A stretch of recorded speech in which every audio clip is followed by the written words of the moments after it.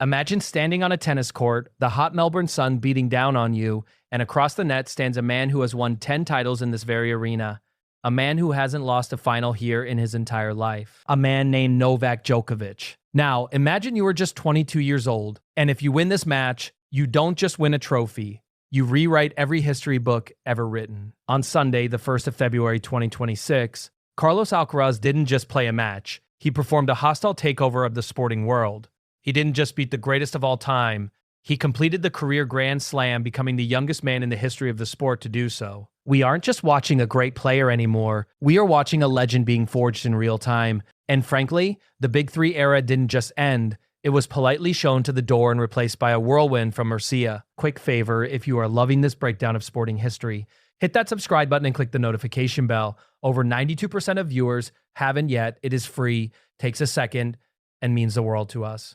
Now back to the show. Did that. It's the biggest victory of his career for sure, in my eyes. To be able to complete the career Grand Slam at 22 is absolutely incredible. We have to thank Novak because he's pushing the ceiling higher and higher and putting the bar up higher and higher. And it's going to make players like Carlos Alcaraz and Jannik Sinner want to continue their careers much, much longer than we did in the past. At 38, I mean, Carlos Alcaraz is such an unbelievable athlete that I would assume that he could be playing for at least another 15 years. And if he is, he'll be at the top because he's so talented. His knowledge of the game and the knowledge of tactics already at his age is absolutely incredible. And then, of course, the skill that he has, the variety, and he knows how to do everything at 22 years old already. You know, this is not the best Carlos Alcaraz we have seen. He will get better and better over the years. His best time, I think, is probably only coming. Yes. Mats, he's only 22. He needs to just keep the motivation level going. I think that's the hardest part when you have won all four, to just keep it going year in, year out. Entering the 2026 Australian Open final, the narrative was as thick as the Melbourne humidity. Novak Djokovic was 1-0-0 in Australian Open finals. That is not a statistic. That is a psychological barrier. It is the equivalent of trying to beat a boss in a video game who has infinite health and a decade of experience. At 38 years old, Djokovic wasn't just playing for another title. He was bidding for an unprecedented 25th Grand Slam. He wanted to stand alone on the mountaintop, but Carlos Alcaraz arrived with a different plan. At 22 years and 272 days old, he was chasing a record that had stood for 87 years. The legendary Don Budge completed his career Grand Slam in 1938 at 22 years and 363 days. Alcaraz didn't just break that record, he obliterated it. He walked onto Rod Laver Arena knowing that a win would make him only the sixth man in the Open era to own the full set: the US Open, Wimbledon, the French Open, and now the elusive Australian Open.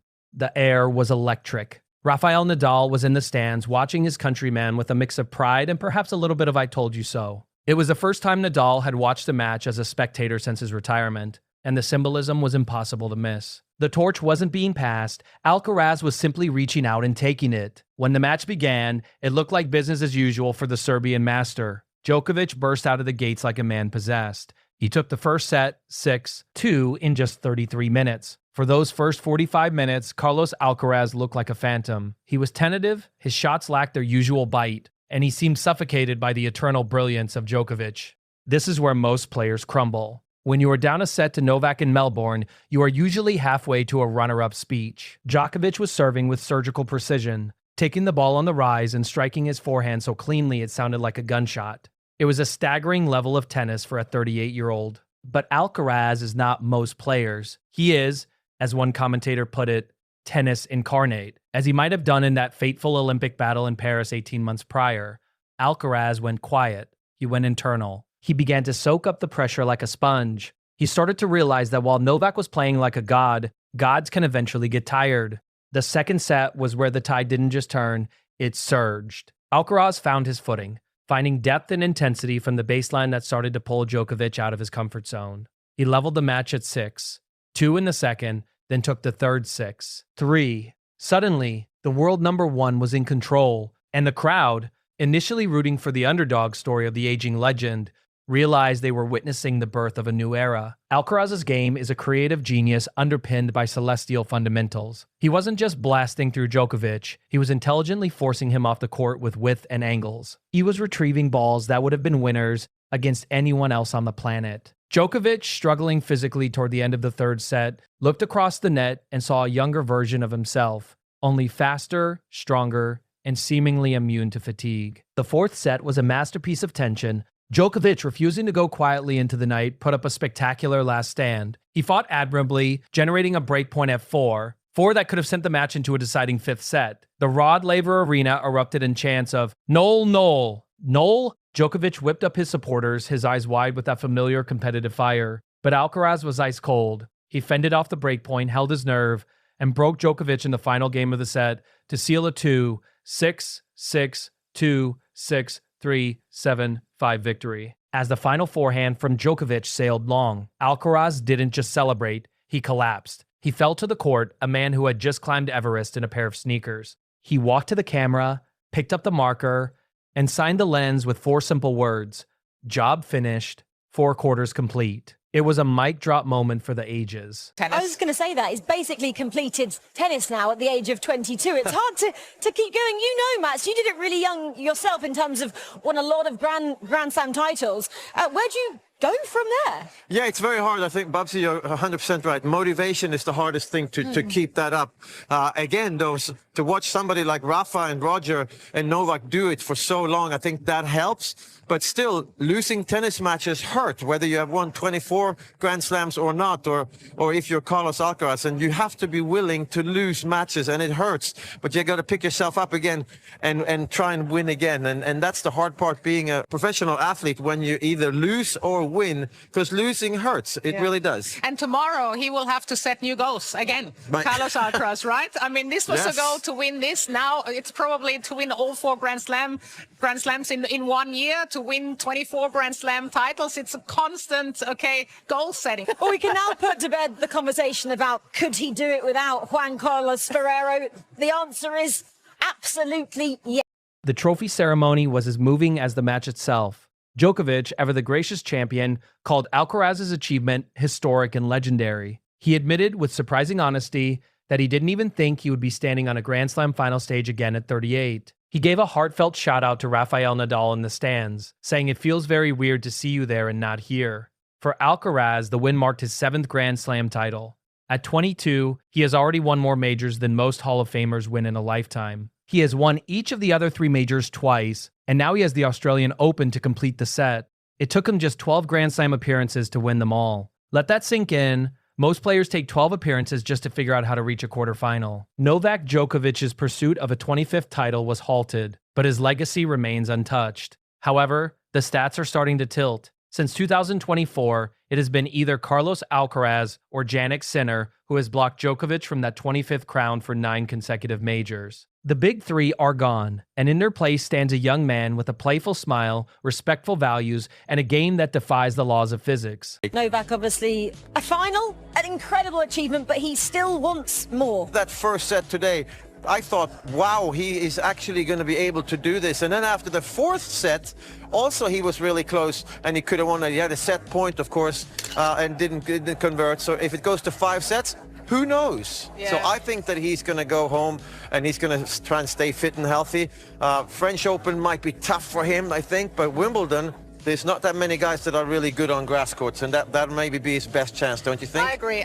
He needs to look after his body. He's not getting younger. And as much as we talk about how fit he is now at the age of 38, there is an expiration date at some stage. This historic achievement cements Carlos Alcaraz's status as a sporting legend. By winning the 2026 Australian Open, Alcaraz became the youngest man to complete a career Grand Slam at just 22 years and 272 days old. In doing so, he broke the 88-year-old world record previously held by American Don Budge, who was 22 years and 363 days old when he completed his set of all 4 majors at the 1938 French Championships. Alcaraz's 4-set victory over Novak Djokovic in the final not only secured his first title in Melbourne, but also brought his total Grand Slam count to 7, surpassing Bjorn Borg's record for the most major titles won before the age of 23. He definitely is, one of the best players I've ever faced in my career. So he makes you play your best tennis in order to beat him. It's what I've done, for like a set and a half, but then things changed and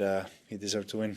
I always believe I can, otherwise I wouldn't be competing, and I said this numerous times. So it's great that I was able to beat Yannick in 5 and really battle Carlos in 4 close sets, and I remain disappointed with the way I felt in second and third, and after an incredible start, and I felt great about myself, and then things change, and it is what it is. That's sport, but of course when you draw a line, it's incredible achievement for me to be able to play finals, be a couple sets away maybe to win a championship. So I knew that I probably have to beat 2 of them on the way to the title, and beat 1, which is great. So it's a step more further than I have gone in Grand Slams than last year. Very, very nice, encouraging, but not enough for me. And yeah, let's see. I'm going to keep pushing and see if I get another chance. Yeah, I mean, look, I managed to beat Yannick, who is double defending champion here, and won the last 4 or 5 matches against me. So in 5 sets, very proud of that. I mean, incredible match, incredible achievement. You're speaking to me 10 minutes after I lost the final, so of course I'm going to be a little bit bitter. Again, I lost to a number 1 in the world, and